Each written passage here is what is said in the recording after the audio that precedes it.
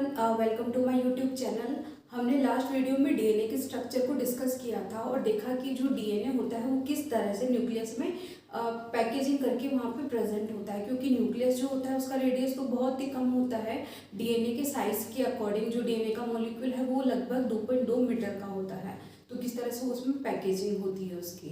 Now आज का हमारा टॉपिक है डीएनए का रेप्लिकेशन, मतलब कि जो डीएनए है उसकी जो रेप्लिका होती है, आइडेंटिकल रेप्लिका या सिमिलर जो कॉपी बनती है डीएनए की, वो किस तरह से इसका प्रोसेस होता है।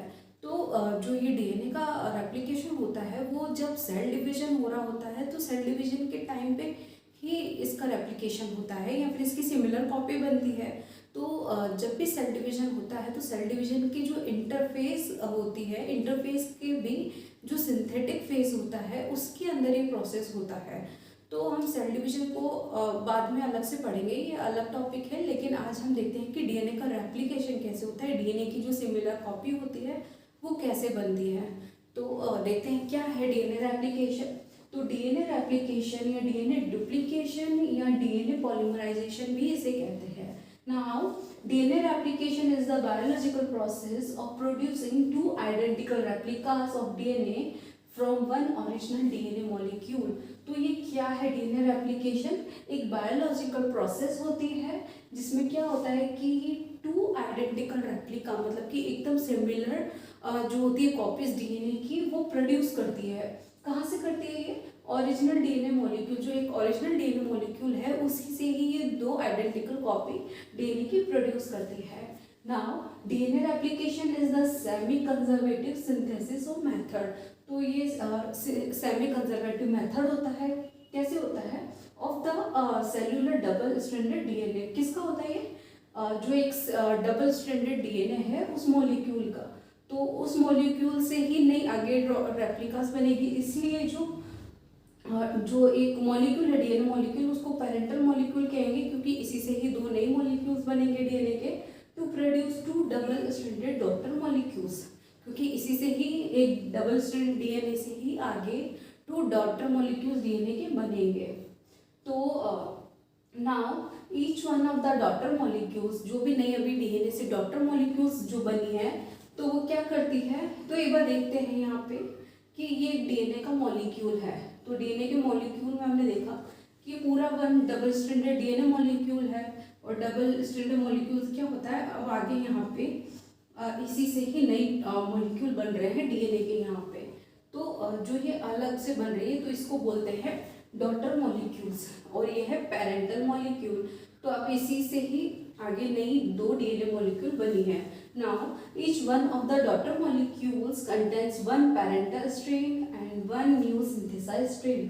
तो ये जो नई दो डॉटर मॉलिक्यूल्स बनी है डीएनए की, तो उसके अंदर क्या होता है, जो ये एक स्ट्रैंड होती है वो पेरेंटल होती है, क्योंकि इस वाले पेरेंटल वाले मॉलिक्यूल से आई है। तो इसकी जो ये एक स्ट्रैंड है वो पेरेंटल स्ट्रैंड है, और एक स्ट्रैंड जो ये नई बनी है तो वो होती है न्यू सिंथेसाइज्ड स्ट्रैंड।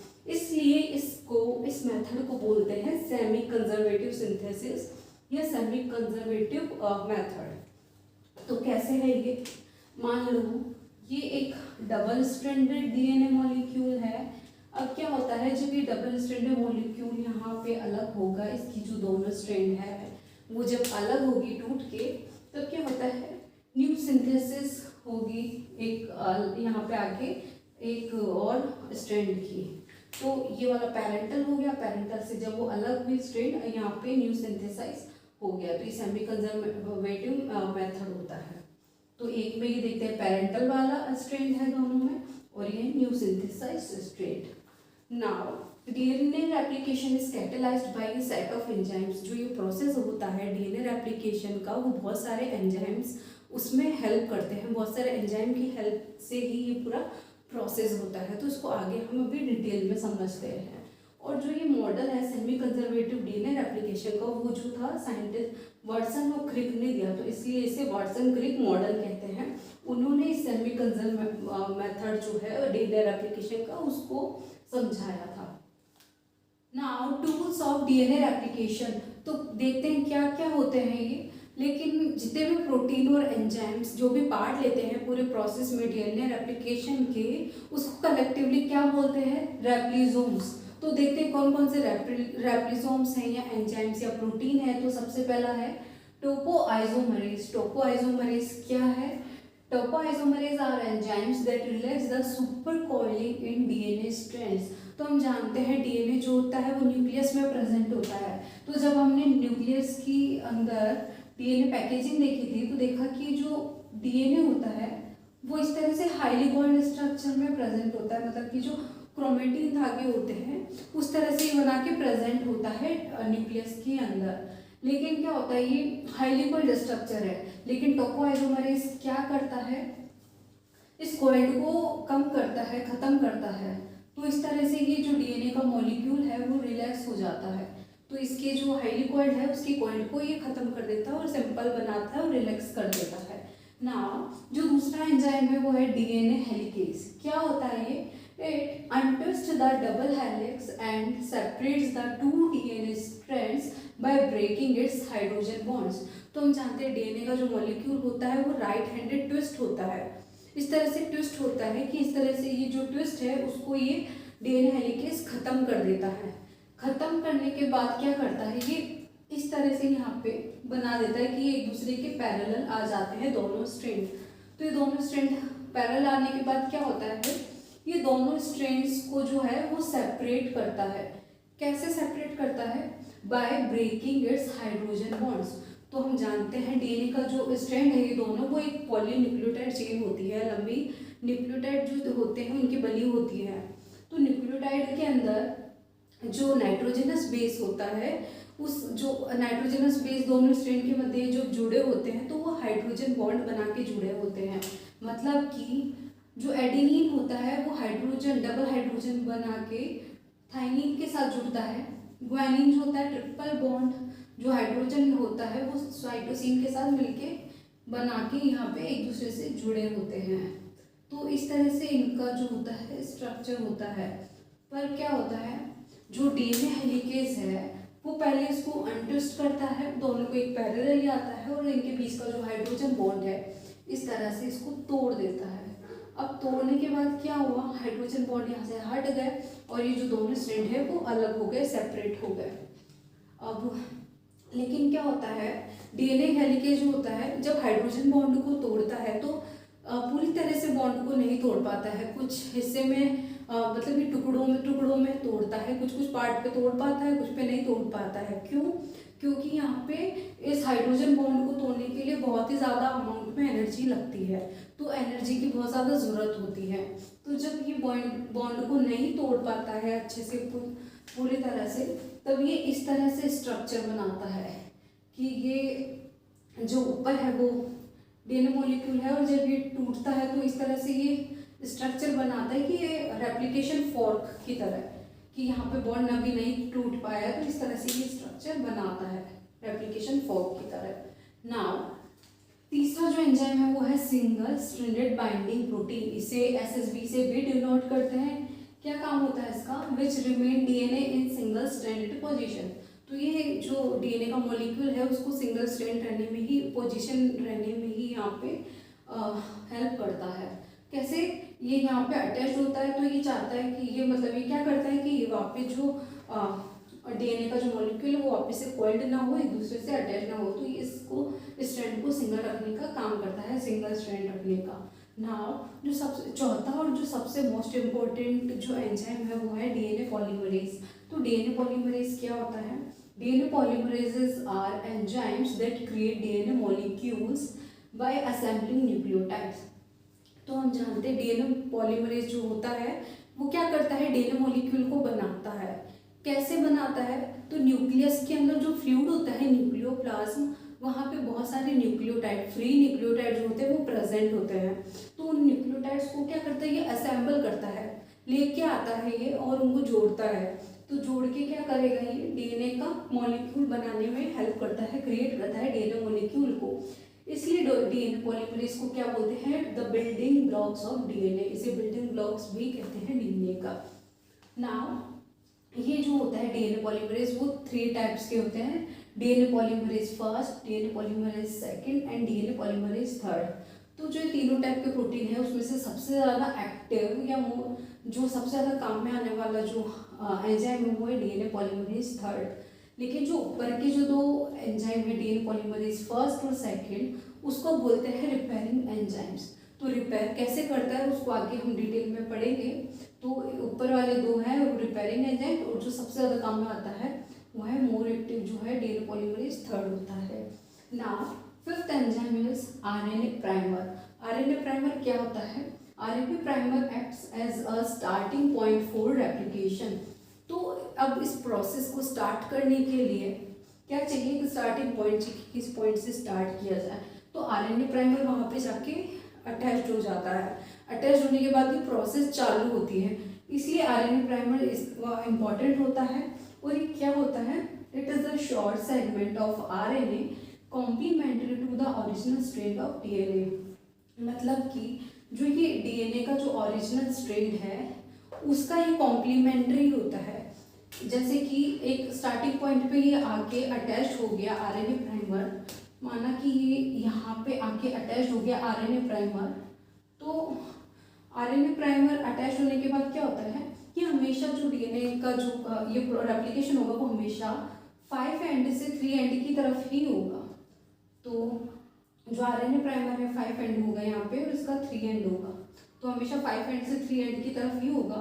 तो एक आरएनए प्राइमर यहाँ पे जुड़ जाएगा और आगे आगे इस तरह से जुड़ेगा। इसको अभी हम प्रोसेस को डिटेल में समझेंगे।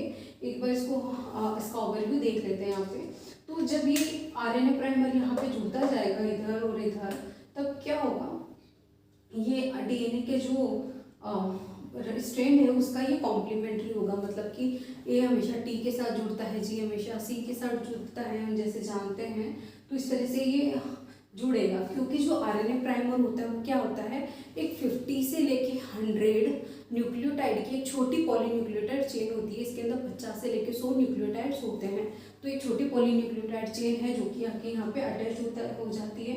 तो ये उस प्रोसेस को स्टार्ट करने का काम करती है, और आगे आगे जाके जो डीएनए पॉलीमरेज है वो लेके आता है न्यूक्लियोटाइड्स को असेंबल करता है, और इस तरह से पूरी लंबी चेन बनती जाती है।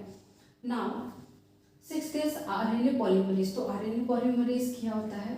Synthesises RNA primer by following a strand of DNA.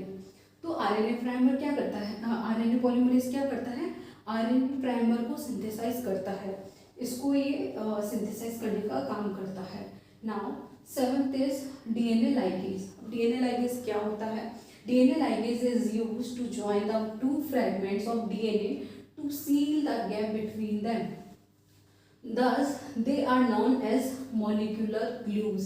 तो ये क्या करता है डीएनए लाइगेज? जो भी 2 फ्रैगमेंट्स होते हैं उनको जोड़ने का काम करता है। मतलब कि जैसे यहाँ आरएनए प्राइमर आके ऐड हो रहे हैं, तो जब ये डीएनए मॉलिक्यूल जब पूरा बन जाएंगे नए, तब क्या होगा, आरएनए प्राइमर यहाँ से हट जाएगा, और आरएनए प्राइमर हटने के बाद यहाँ पे क्या होगा, गैप हो जाएगा। गैप होने के बाद क्या होता है कि जो डीएनए पॉलीमरेज फर्स्ट और सेकंड है वो दोनों मिलकर क्या करते हैं, रिपेयरिंग का काम करते हैं। तो रिपेयरिंग कैसे करेंगे, ये भी न्यूक्लियोप्लाज्म से न्यूक्लियोटाइड को लेके आएंगे। जो न्यूक्लियोटाइड है उसको लेके आते हैं, फिर असेंबल करते हैं। फिर जो आरएनए प्राइमर जब खाली हो गया था, वहाँ से हट गया था, तो उस जगह लाके उनको अटैच करते हैं। तो अटैच करने के बाद क्या होता है, उनके बीच में गैप रह जाता है, वो अच्छे से कंटिन्यूस में जुड़ नहीं पाते हैं। तो क्या करता है ये डीएनए लाइगेज क्या करता है, उस गैप को कम करता है, उसको सील कर देता है, उसको जोड़ देता है। इसलिए डीएनए जो लाइगेज है उसको बोलते हैं मॉलिक्यूलर ग्लू, क्योंकि ये ग्लू की तरह काम करता है। उन फ्रैगमेंट जो भी यहाँ पे फ्रैगमेंट या गैप हो गए थे उनको ये जोड़ने का काम करता है। तो ये ग्लू की तरह इस तरह काम करता है, इसलिए इसे मॉलिक्यूलर ग्लू कहते हैं। Now process of DNA replication. अब ये पूरे प्रोसेस को हम डिटेल में समझते हैं। तो ये 3 स्टेप में कंप्लीट होता है। तो मैंने सब स्टेप के अंदर जितने भी एंजाइम काम में आते हैं उनको मेंशन किया हुआ है। तो जो स्टेप 1 है वो है अनकॉइलिंग एंड सेपरेशन ऑफ ड्यूप्लेक्स। तो स्टेप 1 में अभी ये होता है कि अनकॉइलिंग होती है और सेपरेशन होता है ड्यूप्लेक्स का। तो अभी हमने जिस एंजाइम पढ़े थे उसको हमने थोड़ा समझा था कि किस तरह से होता है ये। तो जो पहला एंजाइम है वो है टोपोआइसोमरेज।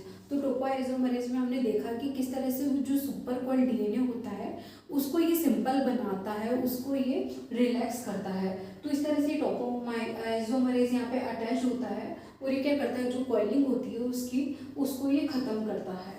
नाउ जो दूसरा एंजाइम है वो है डीएनए हेलिकेज। तो डीएनए हेलिकेज को हमने समझा कि ये जो ट्विस्टेड डीएनए होता है कि डबल हेलिक्स होता है और ये ट्विस्टेड होता है, राइट हैंडेड कॉइल्ड होता है, तो ये ट्विस्ट को भी खत्म कर देता है, अनट्विस्ट कर देता है और दोनों के बीच में जो हाइड्रोजन बॉन्ड होते हैं उनको ये तोड़ देता है। तो दोनों स्ट्रैंड के बीच में ये हाइड्रोजन बॉन्ड को इस तरह से ये तोड़ देगा, डीएनए हेलिकेज। नाउ जो डीएनए हेलिकेज होता है वो सारे हाइड्रोजन बॉन्ड को एक साथ नहीं तोड़ पाता है, वो बहुत टुकड़ों टुकड़ों में हाइड्रोजन बॉन्ड को तोड़ पाता है। क्यों? क्योंकि हाइड्रोजन बॉन्ड को तोड़ने के लिए बहुत ही ज़्यादा अमाउंट में एनर्जी लगती है। तो एनर्जी लगने की वजह से क्या होता है, वो नहीं तोड़ पाता है पूरे हाइड्रोजन बॉन्ड को। तो जिसकी वजह से क्या होता है, वहाँ पे एक वाई आकार का शेप बन जाता है। तो ये एक तरह का शेप बन गया है जिसे बोलते हैं रेप्लिकेशन फॉर्क। तो ये रेप्लिकेशन फॉर्क है, ये वाई आकार का जो बन गया है। नाउ जो तीसरा वो है सिंगल स्ट्रैंडेड बाइंडिंग प्रोटीन। अब ये क्या करता है, सिंगल स्ट्रैंड बाइंडिंग प्रोटीन जो होता है वो यहाँ पे टेम्पलेट स्ट्रैंड पे आके अटैच हो जाता है और क्या करता है, जो ये सिंगल स्ट्रैंड बनी है उसको ये मेंटेन करके रखता है। ये फिर से नहीं चाहता है कि कॉइल हो जाए, ये कॉइल नहीं होने देता है या फिर वापस अटैच नहीं होने देता है, ये बस इसको सिंगल स्ट्रैंड की तरह मेंटेन करके रखता है। नाउ जो दूसरा स्टेप है वो है रिकग्नाइजेशन ऑफ इनिशिएशन साइट। अब जो इनिशिएट करना होता है, तो अब तो जब ये अलग अलग स्ट्रैंड हो चुके हैं, अब ये है कि जब ये नई सिंथेसाइज जो स्ट्रैंड बनेगी तो उसको कहाँ से इनिशिएट करना है। तो इनिशिएशन जो साइट होगी उसको रिकॉग्नाइज करने का काम होता है स्टेप 2 में। तो अब देखते हैं कि जो पेरेंट या पे जो टेम्पलेट स्ट्रैंड है वहाँ पे किस पॉइंट पे आके या पॉइंट पे आके जो इनिशिएट हो गई है, स्टार्ट होगा ये प्रोसेस। तो स्टेप 2 के अंदर यही होता है। Now third step is synthesis of a new polynucleotide chain. अब न्यू पॉलीन्यूक्लियोटाइड का जो है वो सिंथेसिस होगा। तो यहाँ पे टेम्पलेट स्ट्रैंड तो पहले से ही है, अब नई चेन आगे यहाँ पे बनेगी। तो किस तरह से बनेगी ये, तो यहाँ पे एंजाइम मैंने मेंशन किए, तो डीएनए पॉलीमरेज और आरएनए। तो क्या होगा, पहले आरएनए पॉलीमरेज जो होता है वो आरएनए प्राइमर बनाएगा। तो आरएनए प्राइमर जो होता है वो एक 50 से लेके 100 तक का एक न्यूक्लियोटाइड चेन होती है, छोटी पॉलीन्यूक्लियोटाइड चेन होती है। तो छोटी पॉलीन्यूक्लियोटाइड चेन क्या करेगी, आरएनए प्राइमर की वो आके अटैच हो जाएगी। तो जो डायरेक्शन होता है पॉलीन्यूक्लियोटाइड चेन बनने का, जब भी नई पॉलीन्यूक्लियोटाइड चेन बनेगी, डीएनए रेप्लिकेशन का जो डायरेक्शन होगा वो हमेशा होगा 5 एंड से 3 एंड की तरफ। तो जो ये आरएनए प्राइमर है उसका जो डायरेक्शन है वो होगा 5 एंड से 3 एंड की तरफ। नाउ अब ये आरएनए प्राइमर आके अटैच हो गया इनिशिएशन साइट पे आके। अब क्या होगा, जो डीएनए पॉलीमरेज है, तो डीएनए पॉलीमरेज थर्ड जो होता है, ये 3 टाइप के होते हैं। जो थर्ड वाला होता है वो क्या करता है, न्यूक्लियोप्लाज्म में, न्यूक्लियस के अंदर जो न्यूक्लियोप्लाज्म है वहाँ पे जो फ्री न्यूक्लियोटाइड्स होते हैं उनको ये लेके आता है, लेके आने की साइट पे लेके आएगा और वहाँ पे उनको असेंबल करेगा, जोड़ेगा। अब वो जोड़ता जाएगा, तो ये जोड़ते जोड़ते क्या होता है, ये पूरी एक चेन बनने लगती है। तो 5 एंड से लेके 3 एंड तक ये बनती जाएगी और पूरी लंबी चेन जैसे जैसे यहाँ से कॉइलिंग खुलती जाएगी, सेपरेशन होता जाएगा, वैसे वैसे ये आगे बढ़ती रहेगी। तो इस तरह से यहाँ पे नई चेन बनती रहेगी। तो ये जो चेन होगी वो कंटिन्यूस में रहेगी। तो इस वाली चेन को जो कंटिन्यूस में रहती है उसे बोलते हैं लीडिंग स्ट्रैंड। तो ये लीडिंग स्ट्रैंड है जो कि कंटिन्यूस में रहती है। नाउ जो दूसरा साइड है, तो हमने देखा कि हमेशा जो डीएनए रेप्लिकेशन होता है वो होता है 5 एंड से लेके 3 एंड की तरफ। तो जैसे कि टेम्पलेट स्ट्रैंड है वहाँ का 3 एंड है और इधर ये 5 एंड है, और जो नई आरएनए प्राइमर है तो यहाँ पे इसके 5 एंड से शुरू होकर 3 एंड की तरफ जाएगी, क्योंकि हमेशा 3 एंड के सामने होती है, क्योंकि अपोजिट डायरेक्शन में होती है, इसलिए 3 एंड के सामने जो आरएनए प्राइमर है उसका 5 एंड आता है। इसीलिए जो नई एक और जो दूसरी स्ट्रैंड है वहाँ पे क्या होगा, अब जो आरएनए प्राइमर होगा वो इसके 3 एंड पे आके इसका आरएनए प्राइमर का 5 एंड इसके सामने आता है। इस वजह से ये टुकड़ों में बनता है। तो यहाँ पे एक से ज़्यादा आरएनए प्राइमर यूज में आते हैं। यहाँ पे एक से ज़्यादा आरएनए प्राइमर जो होंगे वो 5 एंड से 3 एंड की तरफ आएंगे और आगे इस तरह से आते जाएंगे। इस वजह से इसमें डिसकंटिन्यूटी रहती है। यहाँ पे कंटिन्यू नहीं होता है ये वाला स्ट्रैंड। इस स्ट्रैंड को बोलते हैं लैगिंग स्ट्रैंड, जो क्या होता है डिसकंटिन्यूअस में होता है। नाउ तो जो ये डिसकंटिन्यू है, तो डिसकंटिन्यूअस होने की वजह से जो ये फ्रैगमेंट है, यहाँ पे जो पार्ट है ये वाला जो कि खाली है, उसे बोलते हैं ओकाजाकी फ्रैगमेंट। क्योंकि जो जापानी साइंटिस्ट है ओकाजाकी, उन्होंने इसे डिस्कवर किया था, इसलिए उनके नाम से इसे ओकाजाकी फ्रैगमेंट नाम दिया गया है। तो यह है ओकाजाकी फ्रैगमेंट। नाउ अब जब यहाँ पे ये वाली पूरी पॉलीन्यूक्लियोटाइड चेन कंप्लीट हो गई, ये वाली पॉलीन्यूक्लियोटाइड चेन भी जब कंप्लीट हो जाती है, तब क्या होता है कि जो आरएनए प्राइमर है वो उस साइड से हट जाते हैं। अब ये आरएनए प्राइमर यहाँ से हट जाएंगे, उसकी वजह से यहाँ पे क्या होता है, एक स्पेस बन जाता है, खाली जगह हो जाती है। तो अब खाली जगह होने की वजह से क्या होता है, तो जो डीएनए पॉलीमरेज होता है उसका जो फर्स्ट और सेकंड डीएनए पॉलीमरेज है, जिसको हम रिपेयरिंग एंजाइम्स कहते हैं, वो रिपेयर करने का काम करेगा। रिपेयर करने का मतलब कि अब यहाँ से बहुत सारे गैप आ गए, यहाँ पे स्पेस बन गया है, तो वो क्या करेगा, अब न्यूक्लियोप्लाज्म के अंदर जितने भी न्यूक्लियोटाइड्स हैं उसके जो कॉम्प्लीमेंट्री होंगे उसको लेके आएगा, जोड़ता जाएगा। तो जोड़ने के बाद जितने भी आरएनए प्राइमर हटने के बाद जो भी खाली स्पेस था वहाँ पे ये न्यूक्लियोटाइड को लेके आता है और इस तरह से यहाँ पे जुड़ते जाते हैं। तो रिपेयरिंग एंजाइम्स का काम यही होता है कि उसको रिपेयर कर दिया। अब करने के बाद क्या होता है, न्यूक्लियोटाइड्स आके यहाँ पे जुड़ गए। अब जो लास्ट एंजाइम है डीएनए लाइगेज, तो डीएनए लाइगेज क्या करता है, एक ग्लू की तरह काम करता है, इसे बोलते हैं मोलिकुलर ग्लू की तरह ये काम करता है। तो क्या करेगा, अब ये सारे न्यूक्लियोटाइड तो आके जुड़ गए, लेकिन अब क्या होगा कि उनको जोड़ने के बाद क्या होगा कि वो अच्छे से अटैच नहीं हो पाते हैं, कि बीच में गैप रहता है। तो इस गैप को कौन फिल करता है, डीएनए लाइगेज। वो एंजाइम क्या करेगा, उसको कंटिन्यूअस में लेके आएगा, ताकि जो भी यहाँ पे नई चेन बनी है वो कंटिन्यूअस में आ जाए। तो डीएनए लाइगेज उसको जोड़ने का काम कर रहा है, जोड़ने के बाद क्या करेगा, इसको भी कंटिन्यूअस में लेके आएगा। तो इस तरह से एक डीएनए मॉलिक्यूल से 2 अलग अलग डीएनए मॉलिक्यूल बन जाते हैं। तो इस तरह से डीएनए की रेप्लिकेशन होता है, डीएनए की कॉपी बन जाती है। तो ये पूरा एक प्रोसेस होता है डीएनए रेप्लिकेशन का। अगर ये टॉपिक आपको समझ आया है तो please like, subscribe and share, and thank you for watching.